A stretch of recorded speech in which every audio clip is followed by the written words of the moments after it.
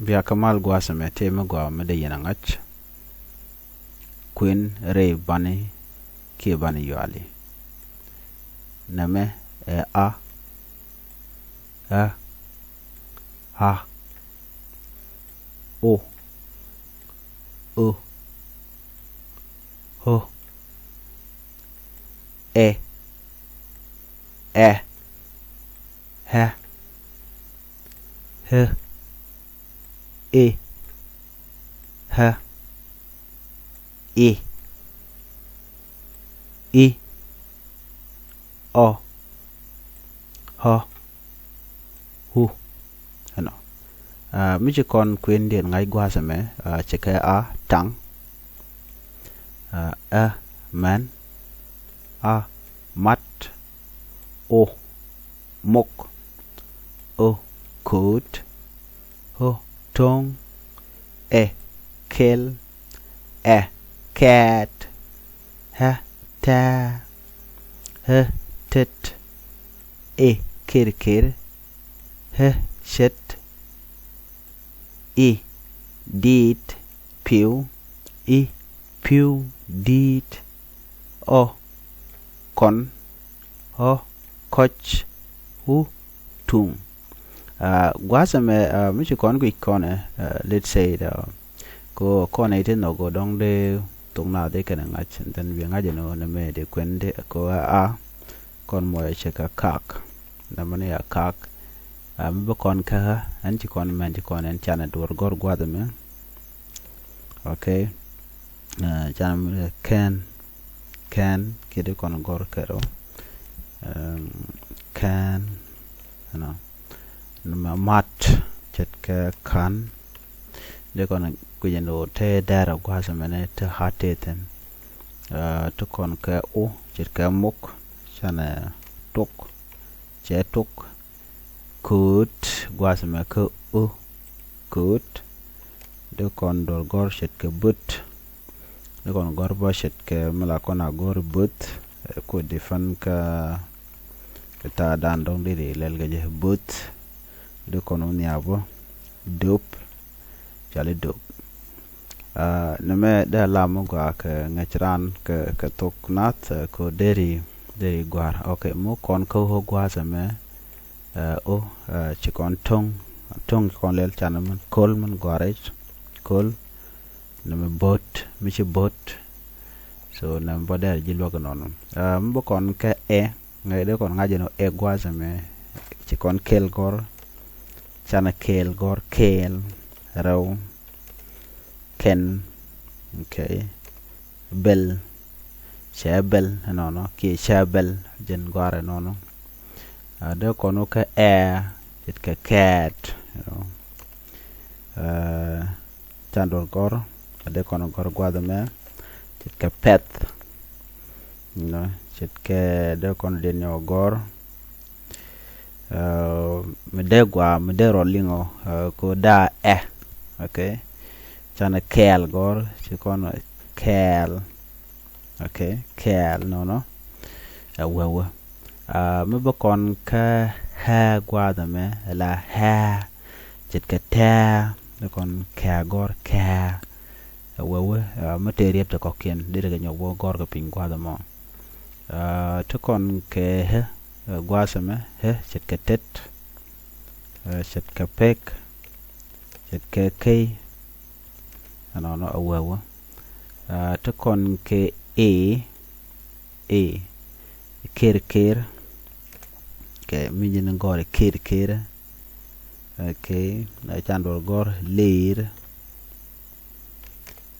rep beer awewa no de kono gor ke jen gore kelem bi kon mo gwasamene na me shet jen telem den gor ke je da jen mo karode ma mi kon bu kon gwasame ping gwasa de kon de kon bu jek chet ke dit chet ke piu you know de kon do gor mu den kill se dor kill piu hi chet ke hi gwada me piu ke dit you know de kon te ke ko kende kon ko gwaten bo ko tidial mi gor dor bi riet bi chare dan long de re je ka je ki do dan cha gor ka je ko jan do dan kwa tuk nat kwa le gor je no ba ngai ka je na chana kim gor kim na mo mu gwa de ngaje no chana ben gwa me ka o chet ko kon do kon do kol to kon ke rom no we lot ki lose de go no bo lose te dial ton de ko gwaten den to kon ke ho o to kon koy gor kon chalera kon ke kon de kon to wan de kon gor go kwide de randa ro de ngachi o de ro de kwende to kon ke hu gwa same tung to kon ke chet ke tuk chet ke kusni de kon gor no kusni we so tete ke very important gwa da na gora no da tok da jangat okay bi ngaje no kus go ka meni tete meni ka kwen gwa same ne na me listen nyam ka kui aka meni rod palpin bi kwen ma da na mo ano sha gordi mi je tokten bi ben ka na me mishal ke na meni ha but kenyam te kon ke ha bi kwen mi chi ha cha tok bi ben ka ha mi cha tok a chi nen bi ben ka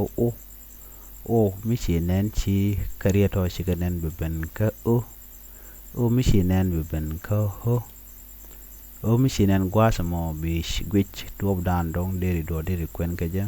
bi ben ka e yo mi cha tok chi to chi nen ka chi ka kwen bi ben ka okay ko titi gor kan realika okay na mandere gor no de titi bon de ka kwen ko sgori kwen mugwa